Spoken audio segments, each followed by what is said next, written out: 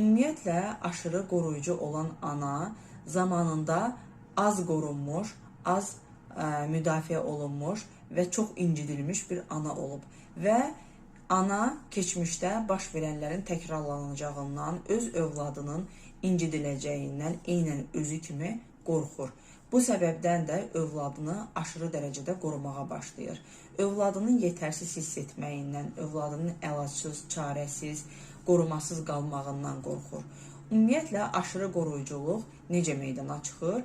Aşırı qoruyucu ana zamanında təsəlli edilməyən, yönləndirilməyən, öz problemləri ilə baş-başa qalan, öz başına çarəsinə baxan, belə deyək ki, təsəlli edilməyən, yönləndirilməyən, dəstəklənməyən və çarəsiz qalaraq dözümlü olmağa məcbur olan bir qız övladı olub. Bu səbəbdən də o öz övladını aşırı dərəcədə qorumağa çalışır ki, eyni hadisələri öz övladı da yaşamasın. Yəni, bir növ eyni hadisələrin təkrarlanacağından qorxur.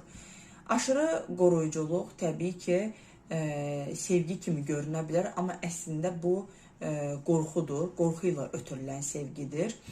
Ümumiyyətlə, aşırı qoruyucu ana olmağın zərərli tərəfləri nələrdir?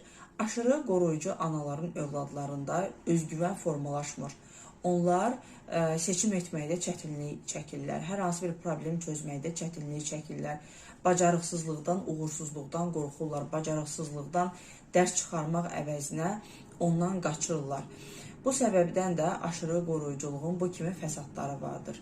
Təbii ki, bunları analar bilərəkdən, istəyərəkdən etmir. Sadəcə olaraq keçmişdə baş verən halların övladının da başına gəlməməsi üçün onu aşırı dərəcədə qorumağa başlayır.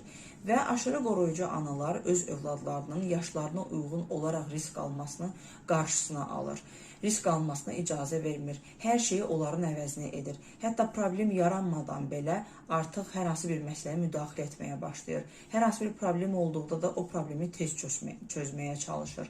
Və bu kimi hallar təbii ki, az öncə qeyd etdiyim problemlərə gətirib çıxarır. Hansı ki, uşaqda özünə inamsızlıq, yetərsizlik, uğursuzluqdan qorxmaq, yaşına uyğun olaraq məsuliyyət ala bilməmək, risk ala bilməmək problemləri yaranır.